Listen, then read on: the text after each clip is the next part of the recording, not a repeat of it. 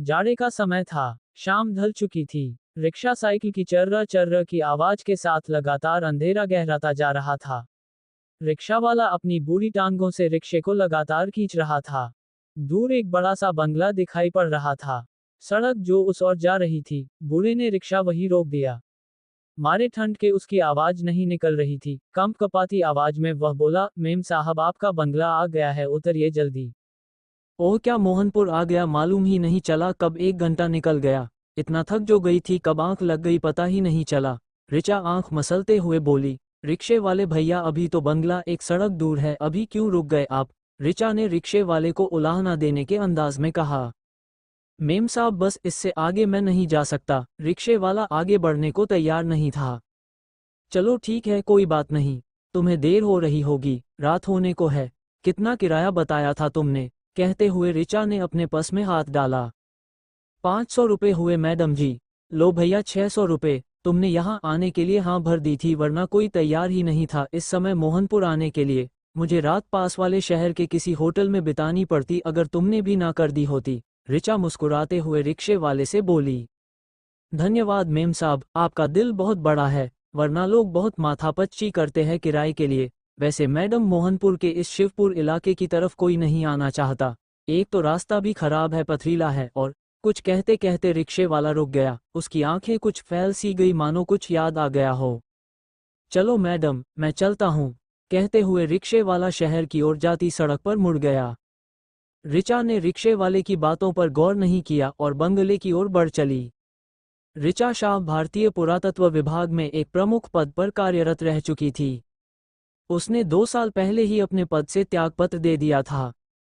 मोहनपुर रिचा के लिए नया नहीं था, पिछले साल ही तो वह यहाँ आई थी। वजह थी भारतीय पुरातत्व विभाग। मोहनपुर में एक बहुत प्राचीन किले में कुछ खुदाई का कार्य प्रगति पर था। रिचा को बतौर एडवाइजर वहां बुलाया गया था। कुछ दिन यहाँ रहते हुए रिचा को मोहनपुर बहुत पसंद आ गया था। मोहनपुर शहर से लगभग 25 किलोमीटर की दूरी पर था। इस शांत सी जगह पर उसी दौरान रिचा ने अपने लिए एक बंगला पसंद कर लिया था। उसने कुछ किस्से कहानियां सुनी थी इस घर को लेकर, लेकिन उच्च स्तर पर पढ़ी लिखी आधुनिक महिला रिचा शाह को इन कहानियों में कोई दिलचस्पी नहीं थी। शानदार बंगला रिचा को बहुत कम दामों पर मिल गया, शायद उसके अलावा बंगले का कोई खरीदार ही न था। रिचा अविवाहित थी। उसके माता पिता कुछ सालों पहले एक कार दुर्घटना में गुजर चुके थे। रिचा के इकलौते भाई मुकुंद की अमेरिका में अच्छी खासी जॉब थी। वह काफी समय से अपने परिवार के साथ वहीं सेटल्ड था। रिचा का भी कभी कभार उनसे मिलने विदेश जाना हो जाता था। रिचा की भतीजी श्रेया को उससे बहुत लगाव था। कुल मिलाकर रिचा दिल्ली में बिल्कुल अकेली थी, सिवाय नौकर बालू के उसका अपना कहे जाने वाला कोई न था। और अब मोहनपुर की आबोहवा उसका इंतजार कर रही थी जो उसे बहुत रास आई थी। रिचा की पहली रात बंगले में अच्छी गुजरी। बहुत थकी हुई होने के कारण उसे नींद भी बहुत अच्छी आई थी। बंगला ठीक ठाक हालत में था। रिचा के नौकर बालू ने थोड़ी बहुत मरम्मत भी करवा ली थी। रिचा रिचा मैडम, दरवाजा तो खोलिए। ये रिचा के नौकर बालू की आवाज़ थी जो आज सुबह ही मोहनपुर पहुंचा था। रिचा की नींद अभी पूरी तरह उड़ी नहीं थी। उसने अधखुली आंखों के साथ अपने कमरे की बालकनी से झांक कर देखा जो बंगले के फ्रंट एरिया में खुलती थी। बालू अपना बैग थामे गेट खुलने का इंतजार कर रहा था। अरे बालू तुम आ गए, मुझे लगा था तुम इतनी जल्दी नहीं आ पाओगे। रिचा जम्हाई लेते हुए बालकनी में से ही बोल रही थी। मैडम आप नीचे तो आइए, कब से खड़ा हूँ। ये डोरबेल भी खराब है, कब से बजाए जा रहा हूँ काम ही नहीं कर रही। बालू थोड़ा खींचा हुआ लग रहा था। कमरे का दरवाजा लॉक कर रिचा सीढ़ियों से नीचे उतर रही थी कि उसकी नज़र हॉल में लगी एक पुरानी दीवार घड़ी पर पड़ी। घड़ी में सुबह के 7 बजे थे। रिचा ने अपने मोबाइल पर नज़र डाली, बिल्कुल यही वक्त हुआ था। रिचा को थोड़ा आश्चर्य हुआ, लेकिन उसे नज़रअंदाज कर वह जल्दी से गेट खोलने के लिए आगे बढ़ गई। बालू तुमने मरम्मत के दौरान डोरबेल ठीक नहीं करवाई होगी, रिचा ने भी उल्हाने के स्वर में कहा। रिचा का उन्नीदापन अभी भी बरकरार था जो बिना चाय की चुस्कियों के मिटने वाला नहीं था। नहीं मैडम जी, ऐसा नहीं है, डोरबेल बिल्कुल सही थी। अब पता नहीं इस कमबख्त को क्या हुआ। बालू भी अपनी खींच मिटाने की कोशिश कर रहा था, उसे इतनी देर इंतजार जो करना पड़ गया था। मैडम पास ही में नुक्कड़ पर गरम गरम चाय बन रही है, लेकर आता हूँ।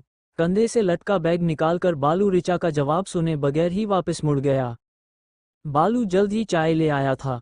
बालू ने किचन में रखा फूलों के प्रिंट वाला कप सेट निकाला और गर्मागर्म चाय रिचा को सर्व करने लगा।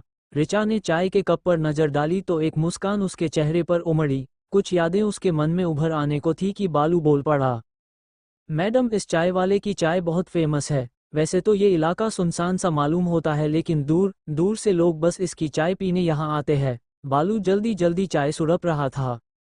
हाँ बालू, चाय तो वाकई बहुत अच्छी है। पीते ही नींद की खुमारी उतर गई। रिचा को भी चाय काफी पसंद आई थी। बस मैडम, सरला बिटिया को उसके ससुराल छोड़ सीधा मोहनपुर के लिए रवाना हो गया था शाम में, तभी तो सुबह तक पहुंच पाया। बालू लगातार बोले चला जा रहा था। उसे ज्यादा बोलने की आदत जो थी, इस बहाने रिचा का भी मन लगा रहता था। सरला बालू की इकलौती औलाद थी। कुछ दिनों पहले ही बालू उसके विवाह की जिम्मेदारी से मुक्त हुआ था। सरला का अपने ससुराल में कुछ मनमुटाव चल रहा था, जिसके चलते बालू थोड़ा चिंताग्रस्त रहा करता था। बालू की पत्नी को गुजरे सालों बीत चुके थे, तब से उसकी जिम्मेदारी बालू के कंधों पर थी। बालू, सरला बहुत समझदार है। तुम्हारी बेटी को उसके बचपन से देखती आ रही हूँ। धीरे धीरे सब सही हो जाएगा। बालू सरला को लेकर फिक्रमंद था और रिचा उसे सांत्वना देने का प्रयास कर रही थी। नीचे हॉल में अपने नए घर में रिचा चाय पीते पीते बालू के साथ बातों में व्यस्त थी। ऊपर रिचा के कमरे का दरवाजा धीरे धीरे से खुल रहा था। रिचा और बालू के अलावा कौन हो सकता था वहां, जिसका एहसास उन दोनों को भी नहीं था। रिचा की बंगले में ये पहली सुबह थी। हल्की धूप के कारण ठंड का असर थोड़ा कम हुआ था। हॉल की खुली खिड़कियों से मध्यम धूप छनकर अंदर आ रही थी। मैडम, मोहनपुर के नाम से इन गाड़ी वालों के तो भाव ही चढ़ जाते हैं। बालू चाय के कप उठाते हुए बोला। हाँ बालू, बिल्कुल सही कह रहे हो तुम। हेरिटेज साइट के नाम पर इन लोगों ने लूट मचा रखी है। कहते हुए रिचा उठ खड़ी हुई। तुमने मरम्मत का काम तो अच्छा करवाया है बालू। रिचा ने हॉल में चारों तरफ नजर दौड़ाई और बाहर अहाते में आ गई। दरअसल रिचा कुछ दिनों पहले ही यूएसए से लौटी थी। इस दौरान बालू ने घर का थोड़ा रेनोवेशन करवा लिया था। रिचा का सामान भी दिल्ली से उसने शिफ्ट करवा लिया था। बालू अपनी प्रशंसा सुन खुश होता हुआ किचन की तरफ चला गया। रिचा बंगले के खूबसूरत गार्डन को मंत्रमुग्ध होकर एकटक निहार रही थी। बंगला जितना सुंदर था, उसका गार्डन उससे कहीं ज्यादा मनमोहक था। तरह तरह के फूलों और पौधों की लंबी लंबी क्यारियां बगीचे की शोभा को और भी बढ़ा रही थी। रिचा मन ही मन बगीचे के माली की प्रशंसा किए बगैर न रह सकी। अगर वह सामने होता तो रिचा शायद उसकी तारीफों के पुल बांध देती। उसे हमेशा कुछ ऐसा ही गार्डन चाहिए था अपने घर में। बालू ने रिचा को माली के बारे में बताया था कि वह एक बहुत भला आदमी था। किसी सरकारी नौकरी से रिटायर था तो पेंशन से उसका गुजारा हो जाता था। वह बूढ़ा अकेला ही था। मरम्मत के दौरान बालू को उसने अपने घर पर ठहरने दिया था। बालू से उसकी अच्छी दोस्ती हो गई थी। बगीचे में बागवानी का काम वह अपना मन बहलाने के लिए किया करता था। इलाके के गिने चुने मकानों में एक घर माली का भी था। 2 सड़क छोड़कर ही उसका एक छोटा सा कमरेनुमा घर था। बड़बोले बालू ने माली से जुड़ी हर एक डिटेल रिचा को दे रखी थी। रिचा को भी बागवानी का बड़ा शौक था, लेकिन जॉब के चलते वह कहाँ इन सब चीजों के लिए वक्त निकाल पाती थी। माली को लेकर एक महत्वपूर्ण बात यह थी कि बंगले की चाबी उसी ने बालू को सौंपी थी। अरे ये क्या! बंगले के पीछे का हिस्सा बिल्कुल बंजर और सूखा था। रिचा देखकर चौंक गई थी। सिवाय एक सूखे हुए ठूठ के वहां कुछ भी नहीं था। रिचा को इसकी उम्मीद न थी। गार्डन में टहलते हुए रिचा को लगभग 1 घंटा होने को आया था। रिचा मैडम, आपका फोन बज रहा है। रिचा ने इधर उधर देखा, उसे कोई नजर नहीं आया। अचानक उसकी नजर किचन की बड़ी सी खिड़की में से झांकते बालू पर पड़ी। ये खिड़की बंगले के पिछले हिस्से में खुलती थी। इधर ही गार्डन का वह सूखा हिस्सा था जिसे देख रिचा हैरान थी। रिचा गार्डन से अंदर हॉल में आ चुकी थी। हॉल में एक तरफ रखे दीवान पर बैठते हुए रिचा ने सामने मेज पर पड़े अपने मोबाइल में समय देखा। सुबह के 10 बज चुके थे। फिर से फोन की रिंगटोन बज पड़ी। अजीब दास्तान है ये। रिचा ने अपने फेवरेट सॉन्ग को अपनी कॉलर ट्यून बना रखी थी। ये यूएस से रिचा के भाई मुकुंद का वीडियो कॉल था। हेलो दीदी, मोहनपुर पहुंचकर आपने कॉल नहीं किया। हमें भी आपका खूबसूरत बंगला देखना है। रिचा के फोन उठाते ही मुकुंद बोल पड़ा। अरे मुकुंद भाई, मैं तुम्हें आज फोन करने ही वाली थी। कल तो बहुत थक गई थी। तुम्हें पता है दिल्ली से मोहनपुर का सफ़र लगभग 10 to 11 घंटे का है। सफ़र की थकान से कल जल्दी नींद आ गई थी मुझे। चलो तुम्हें मेरा नया घर दिखाती हूँ। बोलकर रिचा मुकुंद को बंगला दिखाने लगी। थोड़ी देर में नैना भी उनके साथ बातचीत में शामिल हो गई। इस बीच ऋचा ने बालू को ब्लैक टी का ऑर्डर दे दिया था। मैडम, मैं बाजार से राशन का कुछ सामान ले आता हूँ। बालू ने ब्लैक टी टेबल पर रखी और ऋचा को चाय पीना भूल न जाने की हिदायत देते हुए दरवाजे की ओर बढ़ गया। मुकुंद भैया को मेरा नमस्ते कहना मैडम, बालू जाते जाते फिर बोल पड़ा। सैलेड के लिए ब्रोकली जरूर लेकर आना, ऋचा ने जाते हुए बालू को पीछे से आवाज दी। जी मैडम, कहते हुए बालू बाहर निकल गया। दरअसल बालू ऋचा के पिताजी के यहाँ काफी समय से काम पर था। उनके कार एक्सीडेंट में गुजर जाने के बाद से वह ऋचा के साथ था। ऋचा को एक भरोसेमंद सेवादार की जरूरत थी और बालू से बेहतर कोई हो नहीं सकता था। क्या बात है दीदी, ब्लैक टी, ब्रोकली, खूब डाइट चल रही है, नैना ऋचा को छेड़ते हुए बोली। मुकुंद बीच में ही बोल पड़ा, तुम्हें नहीं पता ऋचा दीदी कितनी हेल्थ कॉन्शियस है। फिट रहने के तरीके तुम अपनी नंद से सीख लो। एक तरफ तुम हो पिज्जा बर्गर खाकर इतनी मोटी हो रही हो, उसे भी नैना को छेड़ने का बहाना जो मिल गया था। दोनों तरफ हंसी के ठहाके गूंज उठे। ऑफिस में मैक के नाम से जाना जाने वाला मुकुंद पेशे से सॉफ्टवेयर इंजीनियर था। नैना उसके मजाकिया अंदाज से भली भांति परिचित थी, इसलिए उसकी बातों का बुरा नहीं लगाया करती थी। मुकुंद ने ऋचा की तारीफ यूं ही नहीं की थी। ऋचा वाकई बहुत आकर्षक व्यक्तित्व की धनी थी। गोरा रंग, लंबी चौड़ी कद काठी और सुंदर नैन नक्श के साथ किसी तारिका से कम नहीं दिखती थी। एक समय था जब उसके लिए रिश्तों की लाइन लगी थी, लेकिन ऋचा ने कभी विवाह के लिए हामी नहीं भरी। आपने रिटायरमेंट का फैसला लेने में कहीं जल्दबाजी तो नहीं कर दी दीदी? अच्छी भली जॉब थी आपकी, आगे क्या सोचा है? बोर न हो जाओगी घर पर? मुकुंद ऋचा को अच्छी तरह जानता था, वो खाली बैठने वालों में से नहीं थी। मुकुंद ने कई बार ऋचा को अमेरिका सेटल होने के लिए तैयार करना चाहा था, लेकिन वह हर बार नाकाम रहा था। रिटायरमेंट के बाद ऋचा की कुछ और ही प्लानिंग थी। गरीब बच्चों के लिए खाने पीने और रहने की सुविधा से युक्त एक स्कूल खोलना ऋचा का ड्रीम प्रोजेक्ट था। जब पिछले साल ऋचा मोहनपुर आई थी, तभी उसने अपने ड्रीम प्रोजेक्ट के लिए इस जगह को चुनने का मानस बना लिया था। यहाँ की गरीब बस्तियों को देखकर उसके मन में यह विचार और भी दृढ़ हो गया था। तो अपने आगामी जीवन में पूर्व ऐसी ऑफिसर ऋचा शाह अब एक सोशल वर्कर का रोल प्ले करने वाली है। मुकुंद ने ताली बजाते हुए ऋचा का उत्साहवर्धन किया।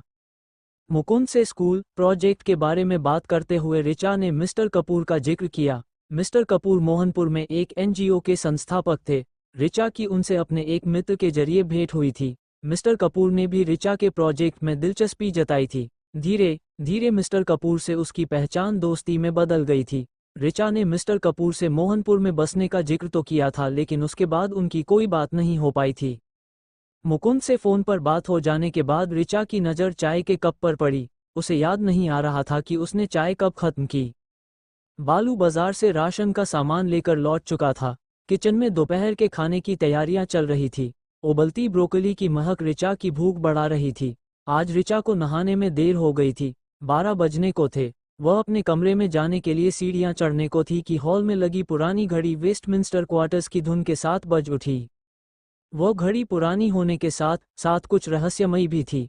एक स्ट्राइकिंग क्लॉक जिसकी विशेषता होती है कि वह प्रत्येक घंटे का समय उस घंटे की संख्या के बराबर बजकर बताती है, लेकिन ये घड़ी तो केवल 12 बजने पर ही स्ट्राइक हुई थी। ऋचा को लगा घड़ी में कुछ तकनीकी खराबी आ गई है। वो वुडन क्लॉक पुरानी जरूर थी, लेकिन बहुत खूबसूरत थी। उसने सीढ़ियां चढ़ते हुए बालू को उसे ठीक करवाने की हिदायत दी और ऊपर अपने कमरे में चली गई। डाइनिंग टेबल पर खाना लगकर तैयार था और बालू टेबल सेवा के लिए ऋचा का इंतजार कर रहा था। ऋचा को अपने कमरे में गए हुए तकरीबन 1 घंटा हो चुका था। बालू ने ऋचा के फोन पर रिंग दी तो अजीब दास्तान है ये, गाने की आवाज हॉल में गूंज उठी। बालू ने देखा ऋचा का मोबाइल वहीं मेज पर रखा हुआ था। अब बालू के पास ऋचा को खुद जाकर बुलाने के अलावा कोई चारा नहीं था। वह ऋचा के कमरे के आगे पहुंचा और दरवाजा नॉक करने लगा। दरवाजा अंदर से लॉक नहीं था। कुछ देर बाद भी कोई जवाब न मिलने पर बालू को संदेह हुआ। वह दरवाजे को धकेलकर अंदर चला आया। सामने का दृश्य देख उसकी चीख भरी आवाज निकली और वह दौड़कर आगे बढ़ा। ऋचा कमरे के बाथरूम के बाहर बेसुध सी पड़ी थी। ऋचा मैडम, ऋचा मैडम, बालू ऋचा को होश में लाने के लिए चिल्लाया। ऋचा की बेहोशी ज्यादा गहरी नहीं थी, उसे जल्द ही होश आ गया। ऋचा को कुछ याद नहीं था। उसे ऐसा लग रहा था मानो वो सोकर उठी हो। बालू अभी भी घबराया हुआ था, उसे समझ नहीं आ रहा था कि ऋचा अचानक से बेहोश कैसे हो गई थी। ये तो अच्छा था कि ऋचा को कोई चोट नहीं आई थी। ऋचा को दोपहर के खाने के बाद थोड़ी देर आराम की आदत थी, लेकिन आज उसे नींद नहीं आ रही थी। शाम के 4 बजे थे, ठंड थोड़ी बढ़ चुकी थी। ऋचा अपना गर्म शॉल लेकर बाहर गार्डन में टहलने निकल गई। बालू ऋचा के लिए चाय ले आया था। उसने चाय का कप बरामदे में लगी बेत की मेज पर रखा और अंदर चला गया। ऋचा कुर्सी पर आकर बैठ गई और गर्म गर्म चाय के घूंट निगलने लगी। ये दिसंबर का आखिरी सप्ताह चल रहा था। ठंड का जोर कुछ ज्यादा ही था। हल्की धूप भी छट चुकी थी। ऋचा ज्यादा देर बाहर रुकने के मूड में नहीं थी। चाय अभी खत्म नहीं हुई थी कि अचानक उसे कुछ आवाज सुनाई पड़ी। ये बंगले के पीछे वाले हिस्से से आती कोई आवाज थी। चाय बीच में ही छोड़कर जिज्ञासावश वो उस आवाज के पीछे चल दी। सूखे हुए दरख्त के चारों तरफ एक काली बिल्ली चक्कर लगा रही थी, जैसे उस पेड़ के साथ किसी तरह का कोई खेल खेल रही हो। ऋचा को देखकर गुर्राती हुई वह बिल्ली दीवार से कूदकर बाहर भाग गई। न जाने ऋचा को क्या सूझा कि वह वापस मुड़ने की बजाय आगे बढ़ी और पिछले हिस्से में बने छोटे दरवाजे से घर के बाहर की ओर निकल गई। बंगले के पीछे वाली सड़क बिल्कुल सुनसान थी। सड़क के उस पार थोड़ी दूर पर एक गार्डन था। ऋचा ने पास जाकर देखा, गार्डन बिल्कुल जर्जर हालत में था। Pretty blossom children garden. Garden के गेट पर लगे बोर्ड पर लिखे शब्द धुंधले पड़ चुके थे। उस गार्डन के पास ही एक पुराना छोटा सा दिखने वाला शिव मंदिर था। शायद ही कोई इधर आता हो, ऋचा मन ही मन सोच रही थी। काली बिल्ली उसी गार्डन की दीवार पर बैठी हुई ऋचा को घूर रही थी। मैडम जी, ये बालू की आवाज थी। अचानक आई आवाज से ऋचा चौंक गई। उसे बालू के यूं अकस्मात आ जाने की उम्मीद न थी। अरे बालू, तुम क्या मेरी जासूसी कर रहे हो? ऋचा ने बालू पर तंज कसा। मैडम, गार्डन में आपको न पाकर ढूंढता हुआ मैं यहाँ आ गया। बालू के लहजे में कोई झिझक नहीं थी। बालू की बात का कोई जवाब दिए बगैर ऋचा बंगले के सामने की ओर जाती सड़क पर मुड़ गई। बालू भी ठंड से कांपता हुआ ऋचा के पीछे हो लिया। सड़क के मोड़ पर वहीं चाय की दुकान थी जिससे बालू सुबह ऋचा के लिए चाय लेकर आया था। बालू के कहे अनुसार दुकान पर बहुत भीड़ जमा थी। इलाके के इस हिस्से में काफी चहल पहल थी। कुछ एक दुकानें और भी थी। आस पास गिने चुने मकान भी नजर आ रहे थे। ऋचा का चाय की दुकान पर रुककर चाय पीने का कोई इरादा न था, लेकिन दुकान से आती चाय की महक ने उसका मन बदल दिया। बालू से चाय वाला परिचित था, लेकिन ऋचा को वो पहली बार देख रहा था। चाय वाला चाय की केतली हाथ में थामे ऋचा की ओर ही बढ़ रहा था। बालू भी उसके पीछे था। ऋचा के सामने आकर वह रुक गया। कांच के गिलास में चाय उड़ेलते हुए वह ऋचा से बोला, मैडम, आपकी हिम्मत की दाद देनी होगी। आपने रहने के लिए उस शापित बंगले को जो चुना है। चाय वाला मुस्कुराते हुए भीड़ की ओर मुड़ गया। ऋचा उसे जाते हुए देख रही थी। उसे समझ नहीं आया कि चाय वाले ने उसकी तारीफ की थी या वो कोई व्यंग्य करना चाह रहा था। दुकान के आगे जमा भीड़ में लोगों के बीच कुछ खुसर फुसर चल रही थी। जिस तरीके से भीड़ में खड़े लोग ऋचा को घूर रहे थे, ऋचा ने अनुमान लगाया कि उनके बीच उसके और बंगले को लेकर ही चर्चा चल रही थी। यह शायद उस चाय वाले की ही कारस्तानी थी। मैडम, आप उस चाय वाले की बातों पर गौर मत कीजिएगा, उसे तो बकवास करने की आदत है। सभी लोग जानते हैं कि वह कितना अजीब है। बालू ने लौटते हुए ऋचा से कहा। ऋचा ने हामी भरी। बालू, मुझे तो लगता है कि लोगों को उसकी चाय से ज्यादा उसकी अजीबोगरीब कहानियों में ज्यादा दिलचस्पी है। मुफ्त का मनोरंजन जो मिलता है। तुम्हें क्या लगता है? ऋचा ने जवाब के लिए बालू की ओर देखा। हाँ मैडम, कुछ ऐसा ही होगा। बोलते हुए बालू जोर से चीख पड़ा। ठंड बहुत बढ़ गई थी। ऋचा ने कदम तेजी से सपना हाउस की ओर बढ़ा दिए। मोहनपुर की सर्द शाम अब रात में तब्दील हो चुकी थी।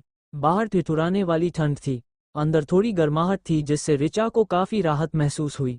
वह आराम से सोफे पर बैठ गई। बालू की छींकें थम नहीं रही थी। शायद वह सर्दी की चपेट में आ गया था। बालू कुछ घरेलू नुस्खे जानता था ठंड से निपटने के। वह किचन में अपनी सर्दी को ठीक करने का उपाय करने लगा। हेलो ऋचा बिटिया, कैसी हो? ये चौबे अंकल की आवाज थी। बढ़िया। चौबे अंकल, आपने गाड़ी के सिलसिले में फोन किया होगा। आपकी तबीयत सही हुई कि नहीं? दरअसल चौबे अंकल ही ऋचा को मोहनपुर छोड़ने वाले थे, लेकिन जिस दिन ऋचा को मोहनपुर में अपने नए घर में शिफ्ट होना था, उसके पहले ही चौबे अंकल की तबीयत कुछ बिगड़ गई थी। ऋचा लंबे सफर में ड्राइव करने की आदी नहीं थी। उसने तय किया कि गाड़ी दिल्ली में ही, जहां वह अपने पापा के फ्लैट में ही रहा करती थी, रहेगी। चौबे अंकल तबीयत ठीक होने पर गाड़ी को मोहनपुर ले आएंगे। चौबे अंकल को ऋचा अपने बचपन से जानती आई थी, इसलिए फ्लैट की चाबी उनके पास छोड़ने में उसे जरा भी हिचक नहीं हुई थी। दिल्ली में ही ऋचा के पापा का एक पुराना घर था, चौबे अंकल का घर भी वहीं था। इस तरह चौबे अंकल उनके पुराने पड़ोसी थे। चौबे अंकल की राशन की छोटी सी दुकान थी, जिससे उनकी ठीक ठाक कमाई हो जाया करती थी। किसी बीमारी से एक दिन उनका 15 साल का इकलौता बेटा चल बसा। चौबे अंकल इस बात से बिल्कुल टूट ही गए थे। पत्नी इस सदमे को बस कुछ साल ही झेल पाई और चल बसी। अब चौबे अंकल बिल्कुल अकेले पड़ गए थे। जीवन बसर के लिए उन्हें आर्थिक मदद की जरूरत थी, तो ऋचा के पापा ने उन्हें अपने यहाँ ड्राइवर के काम पर रख लिया। चौबे अंकल के साथ उसके पापा का बर्ताव एक दोस्त के जैसा ही था। ऋचा के मम्मी पापा जब कार एक्सीडेंट में गुजरे तब चौबे अंकल वहां मौजूद नहीं थे। चौबे अंकल का उस वक्त न होना तो बस बहाना था, होनी को कौन टाल सकता था। हेलो बेटा, क्या हुआ? नेटवर्क नहीं है क्या? तुम्हारी आवाज़ नहीं आ रही है। मेरी तबीयत अब पहले से बेहतर है। चौबे अंकल ने ऋचा का जवाब न पाकर 2-3 बार अपने शब्दों को दोहराया। ऋचा कुछ पलों के लिए यादों की अंतहीन गहराइयों में डूब सी गई थी। चौबे अंकल की आवाज़ उसे फिर वर्तमान में लौटा लाए।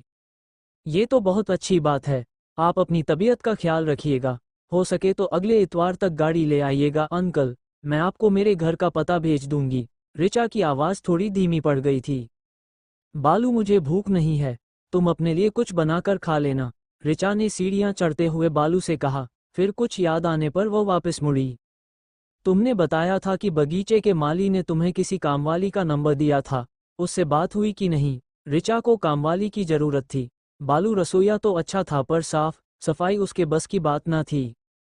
जी मैडम, आपको बताना ही भूल गया था, उसने तो काम से साफ इनकार कर दिया। बंगले का नाम सुन उसकी आवाज ही कांपने लगी। कुछ उलूल जुलूल बातें करने लगी घर के बारे में। घर को बुथा कह रही थी। मैडम, गुस्से में मैंने फोन काट दिया। माली ने ये भी बताया था कि उसका एक भाई था जो कुछ सालों पहले इसी घर में काम किया करता था। किसी हादसे में उसकी जान बाल बाल बची थी, इसलिए घर के बारे में उल्टा पुल्टा बोल रही होगी। दोनों भाई बहन रहते इसी शिवपुर इलाके में है, इसीलिए माली ने उसका नंबर दिया होगा। बालू ने ऋचा को सारी बात कह सुनाई। अच्छा, तो ये बात है। फिर तो मिस्टर कपूर को ही कांटेक्ट करना पड़ेगा। वैसे भी वे हमारे मोहनपुर आ जाने की बात से अनजान है। उन्हें इत्तिला भी हो जाएगी और हमारा भी काम बन जाएगा। जब तक कामवाली का बंदोबस्त नहीं हो जाता तब तक तो बालू तुम्हें ही कामवाली बनना पड़ेगा, ऋचा ने बालू को चिढ़ाने के अंदाज में कहा। ऋचा को अचानक याद आया कि उसने शाम की चाय वाला कप तो बाहर बरामदे में ही रख छोड़ा था। ऋचा ने बालू को कप अंदर लाने के लिए कहा। उस कप की इतनी अहमियत क्यों थी कि शाम की बात याद आने पर ऋचा यूं बेचैन हो उठी थी। वह कोई मामूली कप नहीं था, बल्कि ऋचा को उसके पापा से मिली अंतिम भेंट थी। वह फूलों के प्रिंट वाला कप सेट उसे अपने पापा से मिला अनमोल और अंतिम तोहफा था, जिसे वह अंतिम सांस तक संभाले रखना चाहती थी। ऋचा बहुत भावुक किस्म की इंसान थी। जो भी हो, दूसरों के लिए यह महज एक बॉन चाइना कप था, लेकिन ऋचा के लिए उसके प्यारे पापा का कीमती आशीर्वाद। थोड़ी देर बाद बालू परेशान सा दिखता हुआ अंदर घुसा। उसके हाथ में चाय का कप था, बिल्कुल सही सलामत। अच्छा रहा मैडम जी, आपको याद आ गया। एक काली सी बिल्ली यही इर्द गिर्द मंडरा रही थी। सुबह तक तो कप के टुकड़े ही मिलते। ऋचा को शाम की बात याद थी, इसलिए उसे कप की फिक्र हो रही थी, जो उसके लिए महज कप न होकर एक सुनहरी याद था। बालू बेचारा सिर हिलाता हुआ किचन की तरफ चला गया और ऋचा ऊपर अपने कमरे में। बाहर वह काली बिल्ली उसी सूखे पेड़ के पास चक्कर लगा रही थी जहां वह शाम में ऋचा को नजर आई थी। क्या था उस बिल्ली का रहस्य? क्यों वह उस बंगले के आस पास ही मंडराती रहती थी? ऋचा और बालू उसे एक साधारण बिल्ली समझ अनदेखा कर कोई भूल तो नहीं कर रहे थे। कामवाली की बातों में कितनी सच्चाई थी? क्या उसका डर लाजमी था या कोई भ्रम? सपना हाउस सच में भूथा और शापित था, या किसी कारणवश फैली अफवाहों ने उस खूबसूरत बंगले को लोगों की नज़र में हॉन्टेड बना दिया था? बालू अपना काम निपटाकर सोने की तैयारी में था। कद काठी में सामान्य से दिखने वाले बालू की उम्र कुछ 50 के आस पास की रही होगी। इस उम्र में भी बालू काफी फुर्तीला जान पड़ता था। अभी कामवाली के अभाव में साफ सफाई का काम भी उसी के जिम्मे में था। बालू को बिस्तर पर जाते ही नींद आने लगी और वह गहरी नींद में सो गया। बालू का रूम किचन से लगता हुआ था। ये बिना खिड़कियों वाला एक छोटा सा कमरा था। ये 4 कमरों से युक्त बंगला बाहर से जितना खूबसूरत दिखता था, अंदर से कहीं ज्यादा आकर्षक था। हॉल की दीवारें बड़ी बड़ी तस्वीरों से सुसज्जित थी। गार्डन में खुलती खिड़कियों के पास खूबसूरत दीवान रखा गया था। दीवान के पास कोने में रखी सुंदर सी गोलाकार मेज पर एक एंटीक टेबल टॉप रखा हुआ था। एक तरफ डाइनिंग टेबल की व्यवस्था थी। हॉल में सामने की तरफ किचन थी। हॉल में दाहिनी तरफ बनी घुमावदार सीढ़ियों की डिजाइन देखते ही बनती थी। ऊपर के 2 कमरे आमने सामने की तरफ खुलते थे। हॉल के ऊपर की छत खुली थी, जिससे कमरों के आगे बने गलियारों में से हॉल का नजारा लिया जा सकता था। दालान में एक तरफ छत पर जाने के लिए सीढ़ियां बनी हुई थी।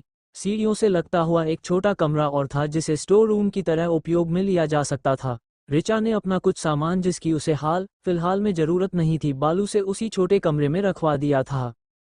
कुल मिलाकर यह एक बहुत आलीशान घर था, जिसे रिचा ने बहुत ही कम दामों पर खरीद लिया था। बिस्तर पर करवटें बदलती रिचा की आंखों से नींद आज कोसों दूर थी। चौबे अंकल से बात क्या हुई, न जाने क्यों वो कहीं खोई हुई सी थी। बेड पर रखी अलार्म घड़ी में 12 बजने को थे। नींद के इंतजार में करवटें बदलकर वो परेशान हो गई थी। अचानक उसे क्या सूझी कि वो कमरे का दरवाजा खोल बाहर बने गलियारे में आ गई। वो कमरे के बाहर इधर से उधर चक्कर लगाने लगी, शायद नींद के लिए खुद को थकाने का प्रयास कर रही थी। दालान में घूमती रिचा के कदम एक जोरदार आवाज को सुनकर अनायास ही ठिठक गए। यह उसी पुरानी हड़ताली घड़ी की आवाज थी जो दोपहर में 12 बजने पर वेस्टमिंस्टर क्वार्टर्स की धुन के साथ बज उठी थी। रात के सन्नाटे में केवल घड़ी की आवाज गूंज रही थी। रिचा को घड़ी को लेकर आश्चर्य तो था ही, वह उसे किसी पहेली से कम नहीं जान पड़ रही थी। घड़ी काफी पुरानी हो चली थी, इसलिए अटपटे ढंग से काम कर रही है। रिचा ने अपने तरीके से इस पहेली को सुलझा लिया था। ऐसा लग रहा था मानो उस खूबसूरत रहस्यमयी घड़ी ने रिचा को सम्मोहित कर लिया हो। अब रिचा को ठंड और नींद दोनों सता रही थी। वह कमरे में वापस मुड़ने को थी कि उसकी नजर दालान में बनी कांच की खिड़की की मुंडेर पर बैठे काले कौवे पर पड़ी, जो रिचा पर नजरें गड़ाए था। रिचा को जोरों की नींद आ रही थी। वह उस काले कौवे को नजरअंदाज कर कमरे की तरफ बढ़ गई। थोड़ी देर में ही उसे नींद आ गई। बहुत तेज बारिश हो रही थी। रिचा सोच रही थी, जाड़े के दिनों में इतनी तेज बारिश। आसमान में हर तरफ काले बादल थे और बिजली की गड़गड़ाहट ऐसी थी मानो आसमान चीर देगी। छत की मुंडेर पर वही काला कौवा बैठा था। उसकी आंखें सामान्य से कुछ अलग थी। अचानक वह उड़ता हुआ बंगले के पीछे वाले सूखे पेड़ की टहनी पर जा बैठा। रिचा उसे देख रही थी कि वो अचानक ही गायब हो गया। रिचा चौंक कर उठ बैठी। ये तो एक स्वप्न था। रिचा ने बड़ा अजीब सा सपना देखा था। उसने खिड़की पर बैठे उस कौवे को नजरअंदाज कर दिया था। शायद उसके सबकॉन्शियस माइंड में उस कौवे की छवि मौजूद रही होगी। ये सपना उसी का परिणाम रहा होगा। रिचा को साइकोलॉजी की किताबें पढ़ने का शौक था।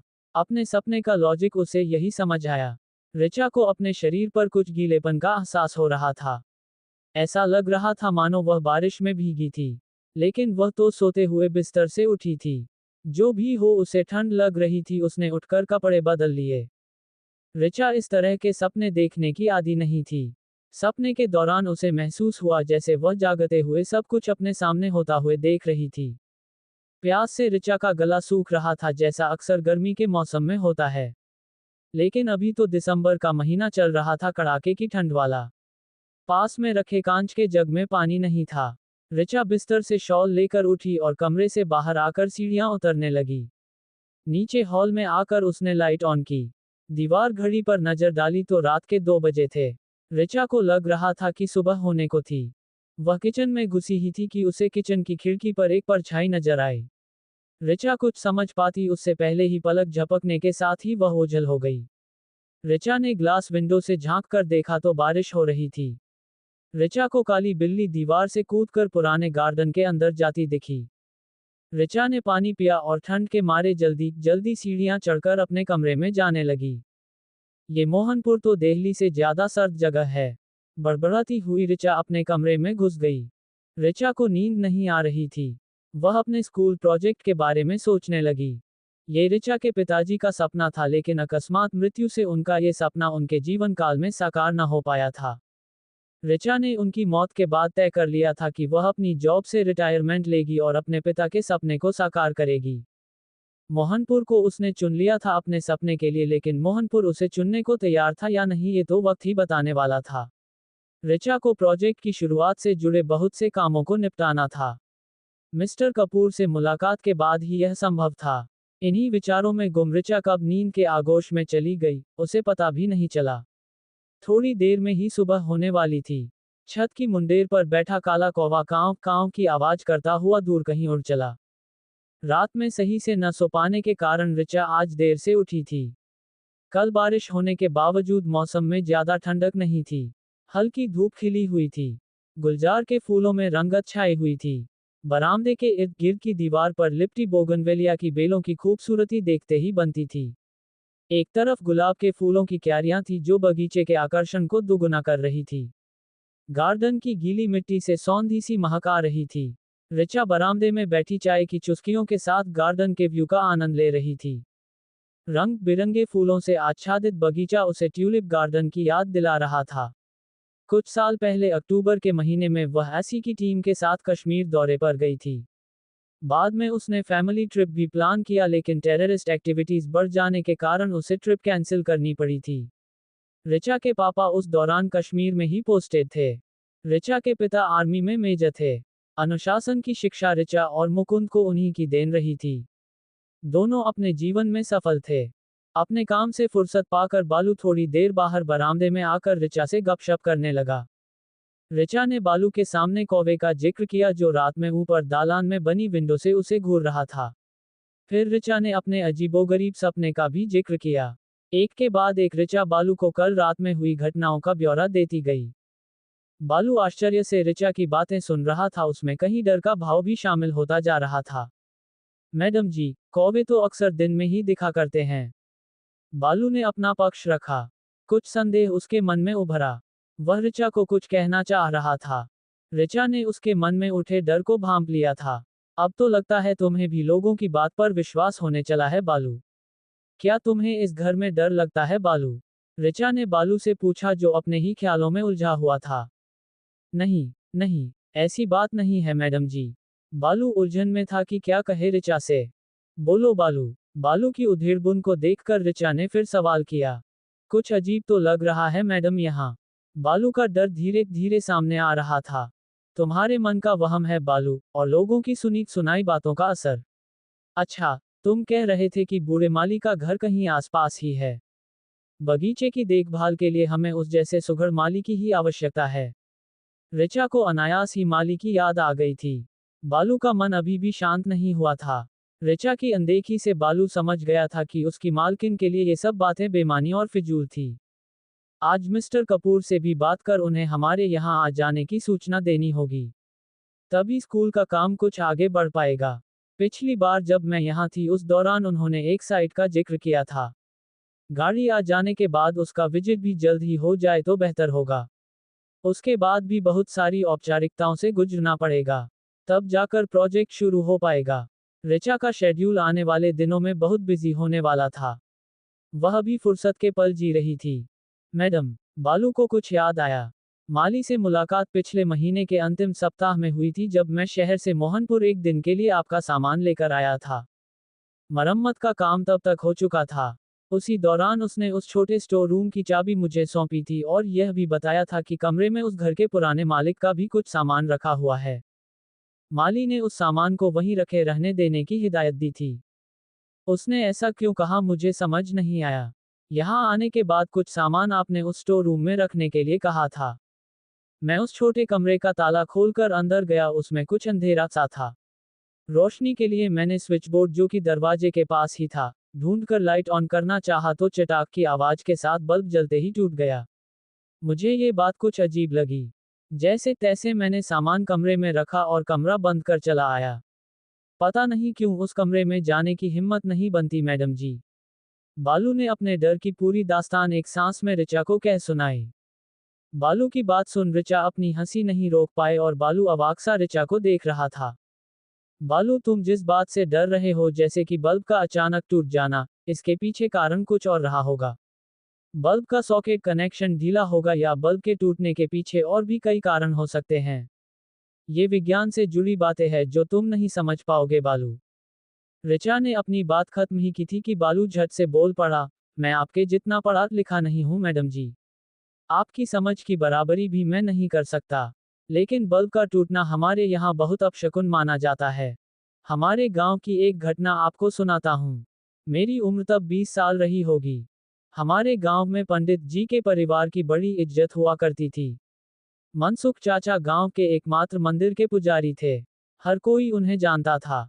उनकी बेटी किसी के साथ भाग गई। 2-3 दिन बाद उन दोनों की लाश मंदिर के पास बने कुएं में मिली। सभी का शक मनसुख चाचा पर गया। उनकी गांव भर में बदनामी जो हुई थी।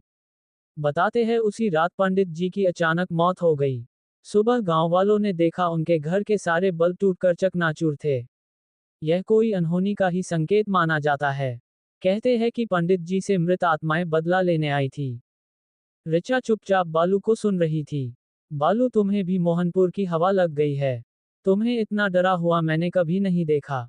मेरा सुझाव है यहाँ से फ्री हो जाने के बाद तुम चाय वाले के यहाँ पार्ट टाइम जॉब कर सकते हो। तुम्हें कहानियां सुनाने के लिए पैसे मिलेंगे और लोगों का मनोरंजन भी हो जाएगा। कहकर ऋचा हंसते हुए अंदर चली गई। बालू अपना सा मुंह लेकर ऋचा को जाते हुए देख रहा था। ये कहानियां उसकी ऋचा मैडम को डराने के लिए काफी नहीं थी। लेकिन कोई था जो ऋचा की गलतफहमी दूर करने के लिए काफी था। शाम के 4 बजे थे। ऋचा ने बालू से शाम की चाय ऊपर अपने कमरे में ही मंगवा ली थी। बालू को कुछ सामान लेने बाजार जाना था। वह जा चुका था। ऋचा को याद आया उसे मी कपूर से बात कर अपने मोहनपुर आने की सूचना देनी थी। उसने कॉन्टैक्ट्स में से मिस्टर कपूर का नंबर निकाला और कॉल किया। दूसरी तरफ रिंग बज उठी। हेलो, ये मिस्टर कपूर की आवाज थी। Hello, mister Kapoor, did you recognise me? मैं ऋचा शाह बोल रही हूँ। ऋचा ने सवाल करते हुए खुद जवाब भी दे दिया। ओह मिस ऋचा शाह, बड़े दिनों बाद याद किया। आपका नंबर सेव नहीं था लेकिन आपकी आवाज से आपको पहचान लिया हमने। आप तो भूलने वाली शख्सियत भी नहीं है। अच्छा तो ऐसी बात है। धन्यवाद। मिस्टर कपूर, आपको याद हो तो मोहनपुर के अपने पिछले विजिट के दौरान हमारी एक स्कूल प्रोजेक्ट को लेकर विस्तृत बातचीत हुई थी। आपने भी उस प्रोजेक्ट में अपनी रुचि जाहिर की थी। मैंने फिलहाल उसी सिलसिले में आपको फोन किया है। अब समय आ गया है कि हमें प्रोजेक्ट को लेकर सीरियसनेस दिखानी चाहिए। आपकी एनजीओ में व्यस्तता के बावजूद अगर आप इसके लिए वक्त निकाल पाए तो बहुत अच्छा होगा। ऋचा ने अपनी बात खत्म की। हाँ मैडम, मुझे याद है। लेकिन आपके मोहनपुर से जाने के बाद हमारी कोई बात इस विषय में नहीं हो पाई। मैं स्वयं बहुत उत्सुक हूँ इस प्रोजेक्ट के बारे में। मुझे जहाँ तक याद है आप मोहनपुर में एक घर खरीदने वाली थी। उसका क्या हुआ? आपके यहाँ होने से यह काम आसान हो जाएगा।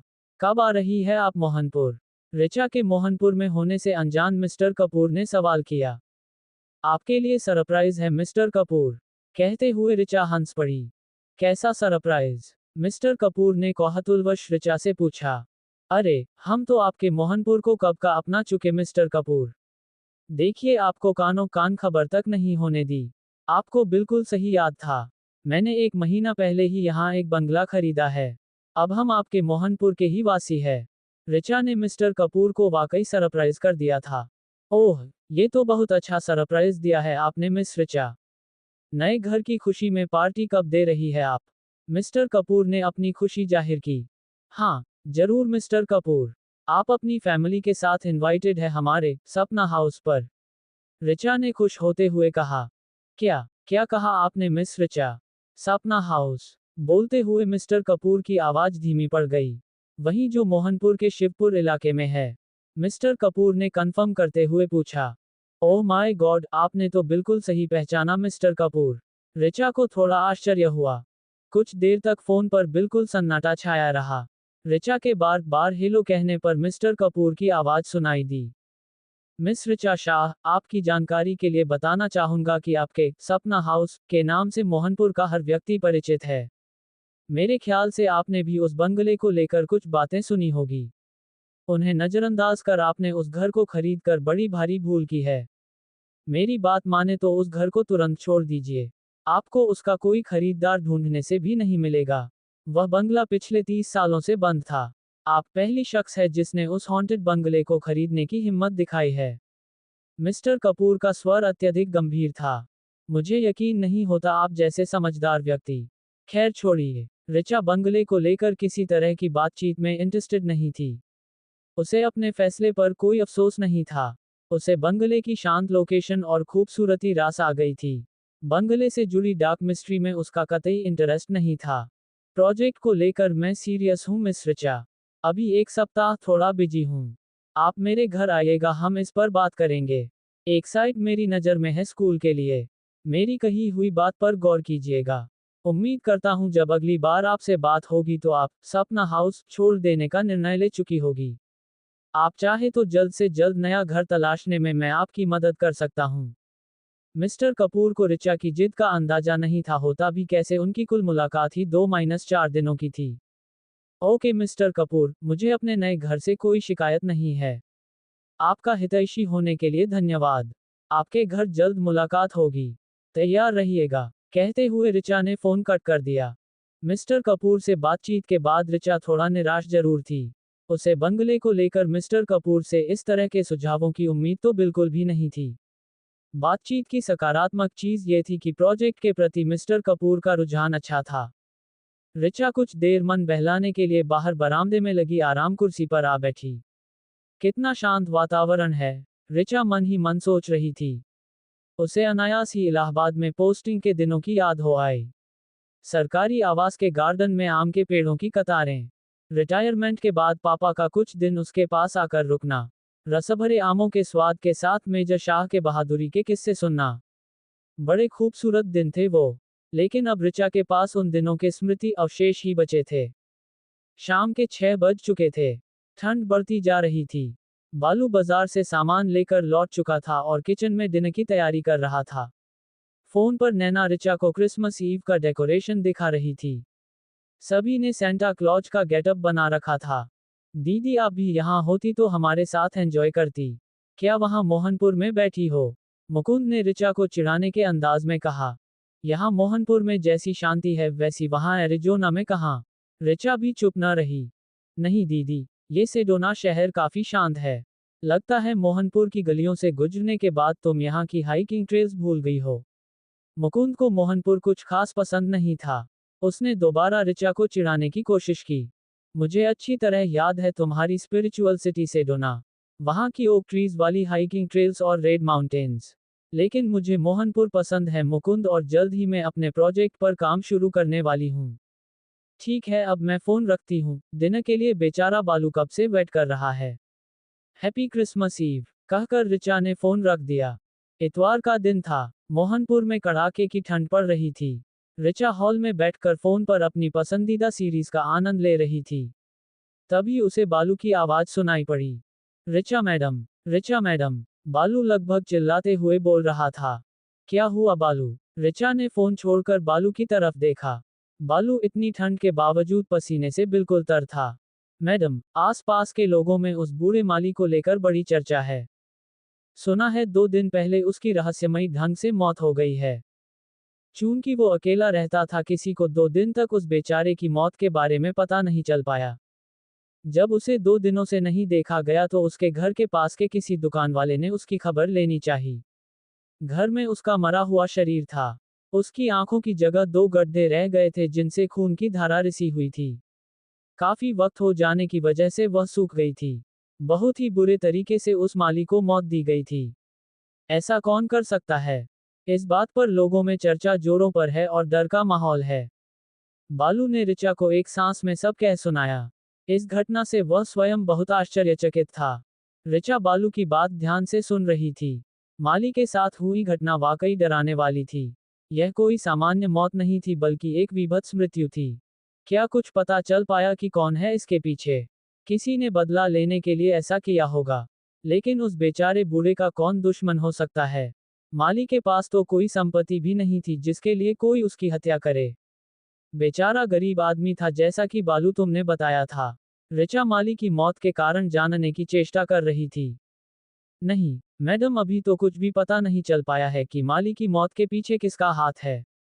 पुलिस आसपास के लोगों से पूछताछ करके गई है। कुछ लोगों ने एक लंबे बालों वाले व्यक्ति को इस इलाके में घूमते देखा था। सभी ने अंधेरे की वजह से उसकी शक्ल साफ न देखे जाने की बात कही।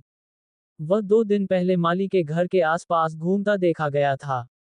लोगों का उस पर भी शक है। माली ने जवाब देकर ऋचा की जिज्ञासा को शांत किया। ओह, ऐसे खतरनाक कातिल का जल्द ही पकड़ा जाना जरूरी है। ऋचा भी इस हादसे को लेकर सीरियस थी क्योंकि माली का घर सपना हाउस से लगभग 1 किलोमीटर के दायरे में ही था। ऐसी घटना शिवपुर इलाके में गुजरे हुए सालों में पहली बार देखी गई थी। कुछ लोगों का मानना था कि यह उस शापित बंगले के खुलने के कारण हुआ था। लेकिन माली को शिकार क्यों बनाया गया था? उसके पास तो बस बंगले की चाबियां भर थी जो उसने घर बिकने के बाद बालू को सौंप दी थी। दोपहर बाद ऋचा अपने कुछ दोस्तों से गपशप करने में व्यस्त हो गई। बालू के दिलो दिमाग में अभी भी माली की छवि घूम रही थी। उसकी मौत की खबर सुनने के बाद से ही उसका मन अशांत था। सरला का फोन न आता तो वह गोया उसी हादसे में गुम रहता। बिटिया, कैसी बातें कर रही हो? क्यों बेकार की जिद पाले हो?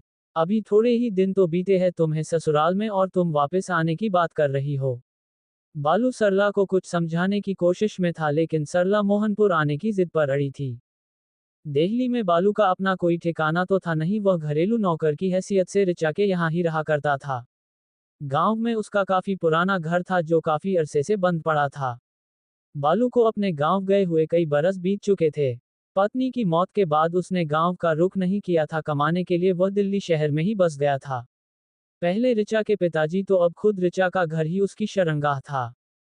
ठीक है सरला, मैं मैडम से बात करूंगा, कहकर बालू ने फोन रखा। रात में खाने के बाद जब ऋचा उठकर ऊपर अपने रूम में जाने लगी तो बालू को सरला की जिद याद आ गई। ऋचा सीढ़ियां चढ़ने को थी कि बालू बोल पड़ा, मैडम जी, सरला मोहनपुर आने की जिद पर अड़ी है, उसे कितना समझाया लेकिन मानती ही नहीं। मुझे तो समझ नहीं आता इस लड़की के दिमाग में चल क्या रहा है। ऋचा को बालू की परेशानी समझ आ रही थी। ऋचा को याद आया कि चौबे अंकल अगले इतवार तक मोहनपुर आने को है। सरला का ससुराल देहली के आसपास ही पड़ता था। उसने बालू से कहा कि सरला चौबे अंकल के साथ मोहनपुर आ सकती है। बालू, कुछ दिन सरला के यहाँ होने से तुम्हारी भी मदद हो जाएगी और उसका भी मन बहल जाएगा। ऋचा ने सरला के आने से चिंतित हुए बालू को तसल्ली देने का प्रयास किया। हाँ, ये तो आप सही कह रही है। बालू ने भी ऋचा की बात पर हाँ में सिर हिलाया। लेकिन उसकी परेशानी मिटी नहीं थी। ऋचा को माली को लेकर हुए हादसे की बात याद हो आई। कुछ देर पहले ही खाने की टेबल पर बालू ने उसका जिक्र जो छेड़ दिया था। उसने बालू को घर के सभी दरवाजे सही से बंद करने की हिदायत दी और अपने कमरे में चली गई। ऋचा अपने बिस्तर पर लेटी थी लेकिन उसे नींद नहीं आ रही थी। वह सोच रही थी, बेचारा माली, कितना खूबसूरत गार्डन तैयार किया था उसने। उस निरीह बूढ़े व्यक्ति से किसकी दुश्मनी हो सकती थी भला? ये बात ऋचा की समझ से परे थी। अब उसे कामवाली के साथ साथ गार्डन की देखभाल के लिए एक माली की भी जरूरत थी। रात के 12 बज चुके थे। सन्नाटे में बस घड़ी की आवाज सुनाई पड़ रही थी। घड़ी हमेशा की तरह 12 बार बजकर रुकी। बंगले के दोनों सदस्य गहरी नींद में जा चुके थे। शिवपुर की हवा में माली की मौत का रहस्य अब भी बरकरार था। कोई उस रहस्य से वाकिफ था तो वह था वो शापित बंगला, सपना हाउस। दिसंबर का महीना खत्म होने जा रहा था और ठंड दिनों दिन बढ़ रही थी। मंगलवार का दिन था। आज ऋचा ने मंदिर जाने का मानस बनाया था। बादलों से ढके आकाश से दिनकर रहकर अपनी झलकियां बिखेर रहा था। ऋचा ने आज अपनी फेवरेट गुलाबी रंग की साड़ी पहनी थी। एक हाथ में सोने का चमचमाता खूबसूरत सी डिजाइन का ब्रेसलेट उसकी सादगी को और भी निखार रहा था। वह अपने गार्डन में थी। उसे बालू का इंतजार था जो नुक्कड़ से किसी रिक्शे वाले को लेकर आने वाला था। गुलाब की क्यारियों के बीच फूलों को सहलाती वह खुद एक महकता गुलाब लग रही थी। चलिए मैडम, रिक्शे वाला आ गया है, बालू ने जल्दी से आकर कहा। कुछ ही देर में ऋचा रिक्शे में जाकर बैठ गई। पीछे पीछे बालू भी आ गया था। रिक्शे वाला चल पड़ा। ठंडी हवा के झोंके ऋचा के शरीर में कंपकपी रहे थे। उसके गीले बाल जो हवा से लगभग सूख गए थे लहरा रहे थे। ऋचा की नजर अपने बालों को सहेजते हुए रिक्शे वाले पर पड़ी। रिक्शे वाले ने ठंड से बचने के लिए कंबल से पूरे शरीर को ढक रखा था। कहाँ जाना है मैडम आपको? रिक्शे वाले ने अपनी भारी सी आवाज में पूछा। मोहनपुर के पुराने किले के पास जो विश्वेश्वर मंदिर है वहां ले चलो, ऋचा ने जवाब दिया। ऋचा जब अपने लास्ट विजिट में मोहनपुर में थी तब उसने इस मंदिर को पहली बार देखा था। ये बहुत पुराना मंदिर था जो उसी प्राचीन किले के पास बना था जहां आर्कियोलॉजिकल सर्वे चल रहा था। मंदिर की नक्काशी देखते ही बनती थी। मंदिर अपनी प्राचीन शैली की बनावट और खूबसूरती के लिए काफी फेमस था। पहाड़ी पर स्थित होने के कारण लोगों की आवाजाही कम थी। बाहरी पर्यटकों के लिए यह आकर्षण का विषय था। माली के साथ बहुत बुरा हुआ, उसकी मौत एक चेतावनी है। बोलते हुए रिक्शेवाला पीछे की ओर मुड़ा। कंबल में से झांकती उसकी लाल आंखों में एक रहस्य तैर रहा था। ऋचा, जो कि मोहनपुर के पहाड़ी दृश्यों को निहारने में व्यस्त थी, अचानक आए इस आवाज को सुन चौंक गई। बालू भी अचंभे में था। दोनों मुख से एक दूसरे को ताकने लगे। अब उनका सारा ध्यान उस रहस्यमयी रिक्शेवाले पर केंद्रित हो चुका था। तुम कहना क्या चाहते हो? ऋचा ने कठोर आवाज में प्रश्न किया।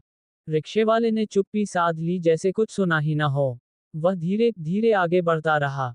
ऋचा ने अपना ध्यान रिक्शेवाले से हटाकर हरे भरे रास्तों और मनोरम दृश्यों पर खींचना चाहा, लेकिन उसकी नजरें रहकर उस कंबल में लिपटे शख्स पर ही टिकी जा रही थी जिसने एक अनसुलझा प्रश्न ऋचा के समक्ष छोड़ रखा था। माली की मौत को लेकर तुम क्या जानते हो? किस चेतावनी की बात कर रहे हो? तुम्हें इतना ही मालूम है तो जाकर पुलिस में क्यों नहीं खबर करते? ऋचा को उसकी चुप्पी रास नहीं आ रही थी, लेकिन रिक्शेवाले ने जैसे बहरे होने का स्वांग रचा लिया था। वह बस चुपचाप चलता जा रहा था। अजीब पागल है। ऋचा अब मन ही मन बड़बड़ रही थी। बस हमें यहीं उतरना है। ऋचा ने एक जगह रिक्शेवाले को रोक दिया। पास ही से पहाड़ पर जाने का रास्ता बना हुआ था जो ऊपर मंदिर की ओर जाता था। रिक्शेवाले ने बिना कुछ बोले तुरंत ही रिक्शा रोक दिया। बालू और ऋचा रिक्शे से उतर गए। बालू ने नीचे उतरकर ऋचा के कान में कुछ कहा। प्रत्युत्तर में ऋचा ने गर्दन ना के इनकार में हिला दी। रिक्शेवाला की आंखों में कुछ हलचल हुई, मानो वह मुस्कुराया हो। ऋचा ने उसे किराया थमाने के लिए अपना हाथ आगे बढ़ाया। रिक्शेवाला किराया लेने के लिए थोड़ा झुका ही था कि उसका कंबल उसके चेहरे से हट गया। उसका चेहरा आधा जला था, शायद उसे छुपाने के लिए ही उसने कंबल से अपना मुंह ढक रखा था। ऋचा को वह रिक्शेवाला बड़ा अजीब मालूम दे रहा था। वह जल्दी से पीछे की तरफ हट गई। उसने बालू को उसके जले हुए चेहरे के बारे में बताना चाहा, लेकिन बालू वहां नहीं था। वह मंदिर की ओर जाने वाले रास्ते की तरफ बढ़ चुका था। ऋचा कुछ देर मंदिर में रुकी। कुछ देर के लिए वह उस अजीब रिक्शेवाले को भूल ही गई थी। दोपहर ढलने को थी। ऋचा और बालू मंदिर से निकल रहे थे कि ऋचा की नजर मंदिर परिसर में बैठे एक साधु पर पड़ी। वह काफी देर से उन्हें ही देख रहा था। ऋचा ने सीढ़ियां उतरते हुए रुककर साधु को प्रणाम किया। साधु ने ऋचा को देखा और फिर मुस्कुराकर बोला, मोहनपुर तुम्हारे इंतजार में था। और इतना कहकर उसने अपनी आंखें बंद कर ली। ऋचा को कुछ समझ नहीं आ रहा था। पहले वह रिक्शेवाला और अब यह मंदिर का साधु। उसे सब कुछ एक पहेली की तरह लग रहा था जिसे सुलझाना उसके बस की बात नहीं थी। वह जल्दी जल्दी सीढ़ियां उतरने लगी। पहाड़ी से नीचे उतरकर दोनों रिक्शा की राह देख रहे थे कि एक रिक्शेवाला उनकी ओर ही आता नजर आया। कहाँ जाना है आप लोगों को? बैठ जाए, इधर और कोई साधन नहीं मिलेगा आपको। बहन जी, जो भी इधर आता है वापसी का साधन साथ ही लेकर आता है। रिक्शेवाला ऋचा की ओर देखते हुए बोला। ऋचा ने बालू की बात को अनसुनाकर उस अजीब दिखने वाले रिक्शेवाले को रुकने से मना कर दिया था। भैया, शिवपुर इलाके की ओर ले चलो, ऋचा ने रिक्शा में बैठते हुए कहा। रिक्शा चालक एक बारगी से कपकाया, लेकिन कुछ सोचकर चलने के लिए तैयार हो गया। बहन जी, पूरे 400 रुपए लूंगा, इससे कम तो बिल्कुल भी नहीं। उस इलाके में जाने को वैसे भी कोई तैयार नहीं होता और अब तो शाम भी हो चली है। रिक्शेवाले जानता था कि उसके रिक्शा सवारों के पास उसकी बात मानने के अलावा कोई चारा नहीं था। क्या आप लोग यहाँ नए हैं? इस मोहनपुर में कभी नहीं देखा आपको। रिक्शेवाले की नज़र से जैसे कुछ छुपा नहीं था। लगभग आधे घंटे बाद रिक्शा चाय की दुकान के आगे आकर रुका। रिक्शेवाला मनमाफिक किराया वसूल कर वहां से चलता बना। ये रिक्शेवाला तो बड़ा ही बदमाश निकला। शिवपुर के नाम पर उसने दुगुना किराया वसूल लिया। बालू चलते चलते रिक्शेवाले को कोस रहा था। बालू, उसने शिवपुर का नाम सुनकर हमें अपने रिक्शे से उतारा नहीं, यही क्या कम है? तुम्हें नहीं मालूम क्या इस इलाके को लेकर लोगों में कितना खौफ है? माली की मौत ने इस डर को और भी हवा दे दी है। ऋचा बंगले में घुसते हुए बोली। ऋचा काफी थक गई थी। मंदिर के साधु की आवाज अब भी उसके जहन में कहीं गूंज रही थी। मोहनपुर तुम्हारे इंतजार में था। क्या मायने हो सकते थे इन शब्दों के? अभी तो ऋचा को बहुत सी अनचाही चीजों का सामना करना बाकी था, ये तो बस शुरुआत थी। ऋचा रात के खाने के बाद सोने के लिए अपने कमरे में आ चुकी थी। दिन भर की थकान ने बिस्तर पर आते ही उसे सुला दिया। ऋचा का ये कमरा काफी बड़ा और हवादार था। लकड़ी की नक्काशी वाले यूरोपियन स्टाइल के बेड की खूबसूरती देखते ही बनती थी। बेड के बिल्कुल सामने एक एंटीक डिजाइन मिरर लगा था। एक लंबे बालों वाली स्त्री आईने में खुद को देखते हुए अपने बाल सहला रही है। उसकी पतली लंबी अंगुलियों में पड़ी हीरे की अंगूठी अंधेरे में अपनी जगमगाहट बिखेर रही थी। अचानक ही वह स्त्री ऋचा की तरफ मुड़ी। ऋचा नींद से जाग गई। उसने फिर एक स्वप्न देखा था। सामने वही आईना था जिसके सामने खड़े होकर वह लंबे बालों वाली स्त्री उसे अपने बाल सहलाती हुई दिखी थी। अब तो ये अजीब रोज रात में आने वाले स्वप्न जैसे ऋचा की नींद का हिस्सा बन गए थे। वह अक्सर ही नींद से उठकर जाग जाया करती थी। वह इन सपनों का अर्थ समझ पाने में असमर्थ थी। नया साल शुरू होने में बस 2 ही दिन रह गए थे। ऋचा मिस्टर कपूर से फोन पर बातचीत में व्यस्त थी। वे नए साल के उपलक्ष्य में अपने एनजीओ में एक कार्यक्रम का आयोजन कर रहे थे जिसमें संगीत संध्या भी शामिल थी। उन्होंने ऋचा से भी उसमें शामिल होने का अनुरोध किया था। दूसरी बार हुई बातचीत के दौरान एक बार फिर उन्होंने ऋचा को घर बदल लेने का सुझाव दिया, लेकिन ऋचा इस बात के लिए जरा भी तैयार नहीं थी। वहम की कोई दवा नहीं होती बालू। तुमने भी सुना ही होगा। पूरे मोहनपुर में उस बूढ़े माली की मौत एक चर्चा का विषय बनी हुई है और अपराधी है ये हमारा सपना हाउस। मिस्टर कपूर भी अभी यही बात दोहरा रहे थे। झूठ भी बार बार बोले जाने पर सच लगने लगता है। इस घर को लेकर बरसों से जो कहानियां गढ़ी गई है यह उसी का नतीजा है। हैरानी की बात है कि मिस्टर कपूर जैसे समझदार लोग भी ऐसी मूर्खतापूर्ण बातों को सच मान बैठते हैं। ऋचा मिस्टर कपूर के बंगले को लेकर कहे जाने वाले शब्दों और नकारात्मक रवैये से खींच में थी। जी मैडम। बालू बेचारा ऋचा मैडम की हाँ में हाँ मिला रहा था। हालांकि वह माली की मौत के बाद से कुछ सहमत सा था। उस अंधेरे छोटे कमरे में जाने की भी उसने हिम्मत नहीं जुटाई थी। तुम्हारी सरला से बात हुई क्या? ऋचा ने अचानक ही पूछा तो किचन की ओर जाता बालू वापस उसके सामने आकर बैठ गया। काफी देर बाद उसे बोलने के लिए मजमून मिला था तो वह चुप कहाँ रहने वाला था।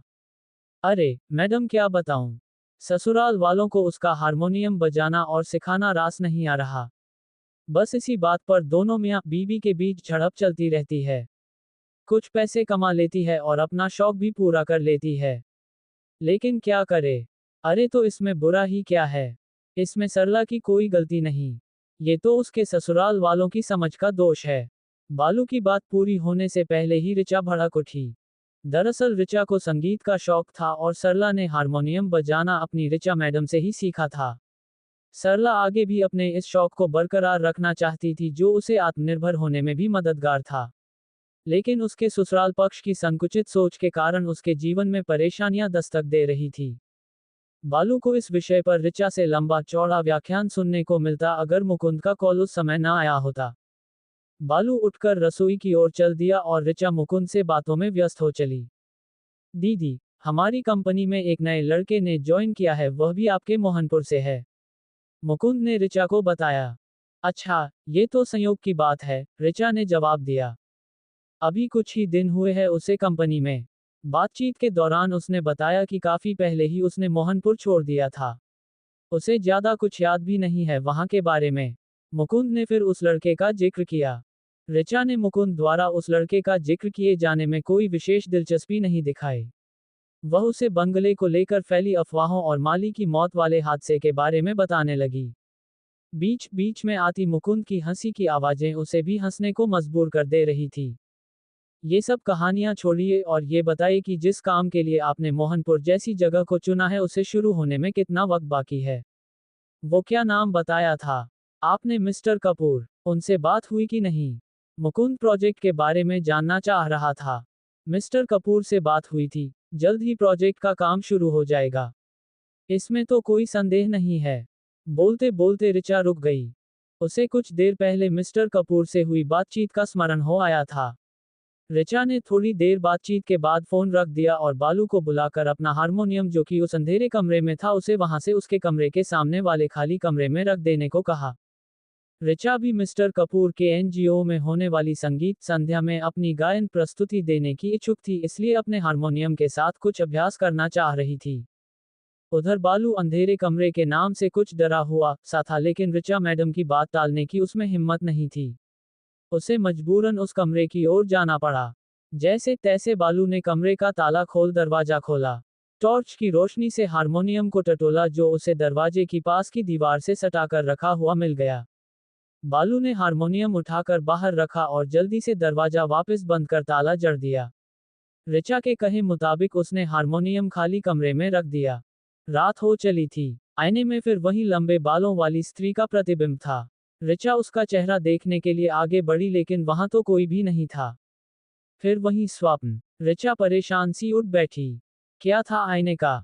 हॉल में दीवान के पास रखी गोलाकार टेबल पर ब्रास एंटीक वुडन ग्रामोफोन पुरानी धुनों के साथ संगीत की ध्वनियां बिखेर रहा था। ऋचा सोफे पर आंखें बंद कर अधलेटी अवस्था में मधुर संगीत का आनंद ले रही थी। ये 19th सेंचुरी ग्रामोफोन ऋचा के दादाजी को उनके किसी अंग्रेज मित्र की भेंट थी। ऋचा के दादाजी ब्रिटिश प्रशासन के अंतर्गत भारतीय सिविल सेवा (ICS) में एक वरिष्ठ सरकारी पद पर थे। ऋचा और मुकुंद दोनों के लिए ये ग्रामोफोन एक विशिष्ट आकर्षण की वस्तु था। संगीत की समझ न होने के बावजूद दोनों दादाजी की आराम कुर्सी के इर्द गिर्द जमा हो जाया करते थे, केवल इस रिकॉर्ड प्लेयर की झलक पाने के लिए। मैडम, लीजिए आपकी चाय। मैडम। बालू चाय लेकर ऋचा के सामने खड़ा था। ऋचा ने धीरे से अपने मूंदी आंखें खोली। बालू चाय का कप हाथ में लिए खड़ा था। ऋचा ने घड़ी की ओर देखा। घड़ी में अभी 2 ही बजे थे। ऋचा उठकर बैठ गई। बालू, आज तुम्हें ये बेवक्त की चाय की क्या सूझ पड़ी? ऋचा ने प्रश्न किया। बालू बिना कुछ बोले कप सेंटर टेबल पर रखकर ऋचा के सामने नीचे फर्श पर बैठ गया। ऋचा ने हल्की मुस्कुराहट के साथ कप उठाया और बालू को घूरने लगी। वह समझ गई थी कि बालू को माली से जुड़ी कोई खबर हाथ लगी है। जब से माली की मौत हुई थी, एक भी दिन न निकला होगा कि बालू ने उसका जिक्र न किया हो। वह माली की मौत से जुड़ी कोई न कोई खबर रोज ऋचा के कानों तक पहुंचा दिया करता था। आज पुलिस एक आदमी को अपने साथ पकड़कर थाने में ले गई है। बालू अधिक देर चुप्पी साधे न रह सका। उसने फिर बोलना शुरू किया। वह व्यक्ति दावा कर रहा था कि वह माली की मौत का सच बखूबी जानता है। उसका ये भी कहना था कि उसने एक काले लबादे में लिपटे आदमी को उस अंधेरी रात में माली के घर में घुसते हुए देखा। उसी ने माली को निर्मम तरीके से मौत के घाट उतारा है। अच्छा, ये तो बड़ी अच्छी बात है। फिर तो माली का हत्यारा जल्द ही पकड़ा जाएगा। ऋचा खाली चाय का कप टेबल पर रख बालू की लंबी चौड़ी खबर का निष्कर्ष निकालते हुए बोली। अरे, पूरी बात तो सुनिए मैडम जी। लोगों का कहना है कि जिस आदमी को पुलिस गवाही के लिए थाने ले गई है वह एक पागल है। वह रात रात भर शिवपुर की गलियों में घूमता रहता है। उसने अपने पागलपन में कोई कहानी सुना दी है। 1-2 रोज में पुलिस भी उसकी असलियत जान जाएगी और उसे छोड़ देगी। बालू ने जल्दी से अपनी बात पूरी की। ओह, तो ये बात है। यह मामला तो काफी लंबा चलने वाला है। ऋचा ने अफसोस जताया। ग्रामोफोन से उठ रही संगीत की ध्वनियां पूरे वातावरण को अलग ही माधुर्य में बांध रही थी। ऋचा भी उस आकर्षण में बंद कर रिकॉर्ड प्लेयर की धुनों के साथ गुनगुनाने लगी। खाली हुए चाय के कप के साथ साथ बालू का मन भी अब थोड़ा हल्का हो चला था। वह उठकर किचन में चला गया और अपने काम में तल्लीन हो गया। थोड़ी देर बाद ऋचा ने बालू को बुलाकर ऊपर के खाली कमरे की चाबी ली और ग्रामोफोन बंद कर सीढ़ियों की ओर चल दी। उसे नए साल पर एनजीओ में होने वाले संगीत कार्यक्रम की याद हो आई थी, जिसके लिए उसे थोड़ा अभ्यास की जरूरत थी। ऋचा सीढ़ियां चढ़कर ऊपर पहुंची और उसने खाली कमरे का दरवाजा चाबी लगाकर लगभग खोल ही लिया था कि उसका फोन बज उठा। ये तो मिस्टर कपूर का ही फोन था। उन्होंने ऋचा को ये बताने के लिए फोन किया था कि एनजीओ में नए साल पर होने वाले प्रोग्राम को कैंसिल कर दिया गया था। किसी कारणवश मोहनपुर में जातीय दंगों के हालात पैदा हो गए थे। लोकल गवर्नमेंट ने नए साल पर होने वाले सभी कार्यक्रमों पर रोक लगा दी थी। हालात जल्द सही होने की अभी कोई उम्मीद नहीं थी। ऋचा ने मिस्टर कपूर से बात करते करते चाबी लगे ताले को खुला ही छोड़ दिया और अपने कमरे में चली गई। ऋचा सोच रही थी, मोहनपुर जैसी छोटी सी जगह भी जातीय झगड़ों से अछूती नहीं थी। उसे तो ये जगह शांत और सुकून भरी नजर आई थी। ऋचा ने रात का खाना बालू से ऊपर अपने कमरे में ही लाने को कहा। रात के 12 बज चुके थे। ऋचा गहरी नींद में थी। बाहर तेज बारिश के साथ तूफान के भी आसार थे। अचानक ग्रामोफोन पर ऋचा के फेवरेट सॉन्ग अजीब दास्तान है ये की धुन बज उठती है, साथ में किसी स्त्री के गुनगुनाने का स्वर भी। ऋचा के जहन में कहीं ये धुन सुनाई पड़ रही थी। वह चौंक कर उठी। ऋचा अपना फोन टटोलने लगी कि कहीं उसका फोन तो नहीं बज रहा। लेकिन ऋचा का फोन स्विच ऑफ था। ओ, तो मैंने फिर कोई सपना देखा है। बड़बड़ाते हुए ऋचा सो गई। सुबह के 8 बज चुके थे। ऋचा तेज स्वर में बालू पर चिल्ला रही थी। बालू टूटे हुए ग्रामोफोन के टुकड़े फर्श से समेट रहा था। तुम्हें कितनी बार तो कहा है बालू, खिड़की दरवाजे सब देखभाल कर सोया करो। रात को तुमने खिड़की खुली छोड़ दी होगी। कल शाम से ही मौसम अच्छा नहीं था। अब देखो तूफान ने इस ग्रामोफोन का क्या हाल किया है। बालू चुपचाप अपनी मालकिन की डांट सुन रहा था। बेचारा और कर भी क्या सकता था। लेकिन उसकी समझ के बाहर था कि बंद खिड़की अपने आप कैसे खुल गई थी। वह तो सभी खिड़कियां बंद करके ही सोया था। शायद तूफान बहुत तेज रहा होगा और उसने कुंडी कसकर नहीं लगाई होगी। बालू भी टूटे हुए ग्रामोफोन के लिए खुद को ही दोषी मान रहा था। ऋचा फर्श पर बिखरे बरसों पुराने ग्रामोफोन के टुकड़ों में उससे जुड़ी यादें समेटने की कोशिश कर रही थी जो अमित थी। खुली खिड़की और तेज हवा के झोंके क्या उस ग्रामोफोन के टूटने की वजह बने थे या ऋचा का स्वप्न एक हकीकत था? कौन जानता था।